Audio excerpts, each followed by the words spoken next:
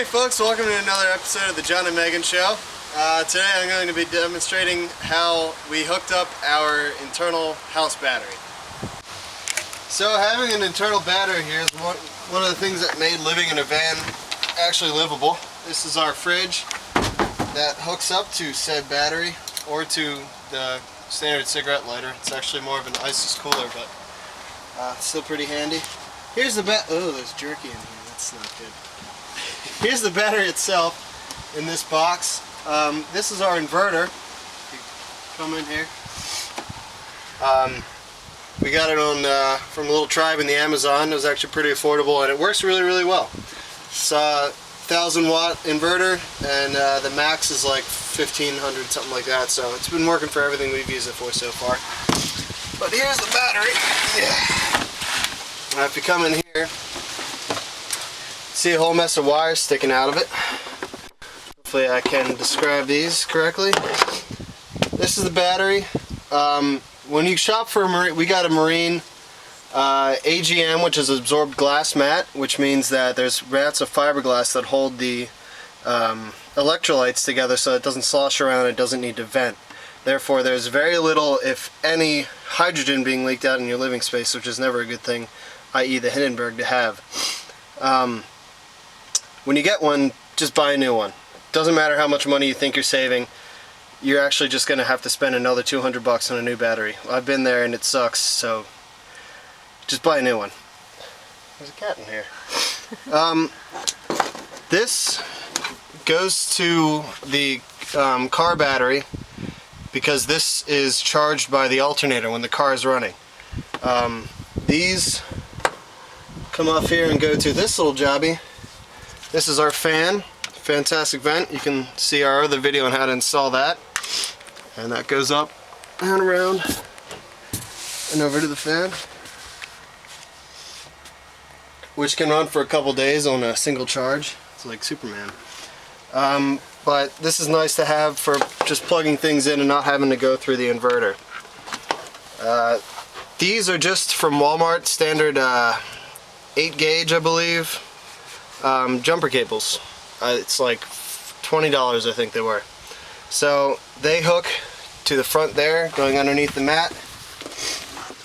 And since I wasn't really comfortable with cutting through the firewall, I made a workaround. This is the engine compartment. This is the foot compartment of the passenger side of the van. The battery's on the passenger side, so that's how it worked out that way, which is fine by me.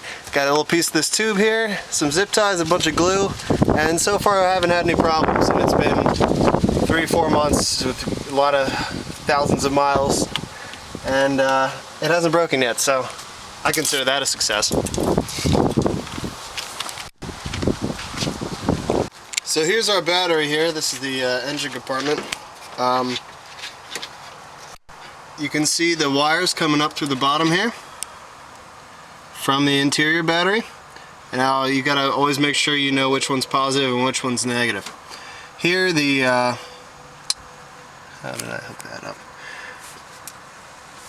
The negative goes, well, here's the here's the heavy-duty solenoid, or continuous duty solenoid. It's activated by a switch, which I'll show you, that powers that when it receives power, it makes a connection between this guy and the house battery. So that basically it uses the alternator when the vehicle's running to charge it. That is grounded here, which is important. It's also important when you're working on grounding a battery that you disconnect the battery, because I almost welded myself to the inside of the car. I don't know if you can see that, but yeah, it melted my bit of my driver here and scared the shit out of me. So safety first, folks. These big lumps of electrical tape here are automatic switching 40 amp or watt fuses, just in case something were to happen. These will turn off, cut the power, and the car won't explode. Here we have the, okay, so it goes in, connects to the one terminal of the solenoid, The other side connects here to the positive part of the battery. So then we get this loop going between this battery and the one in there. Here we have the fuse box, and if I could get this out, I would show you that. Here we go. We have the diagram here. We've got this little handy dandy fella that, when used properly, will allow you to turn on your solenoid.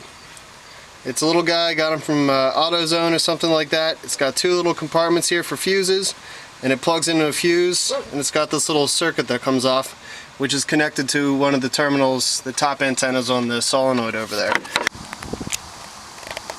So I hooked the fuse into this switch, number 6 on the Chevy Express. It's ignition O or 0, I don't know. It's a 10 amp switch. Sorry, it's blurry. You can see here that there are 2 spots. Now, if you want to save yourself around $300 and a bunch of hurt feelings, just put two fuses in there. One in the top and one in the bottom. I had it hooked in previously. Is it like that? And you just plug it in here. Just one in the top, and the car still worked, but the battery wouldn't charge. House battery. The house battery. The regular battery was fine. So I took it to an RV place, and the guy's like, I fixed it, I got it working, but he disabled my transmission.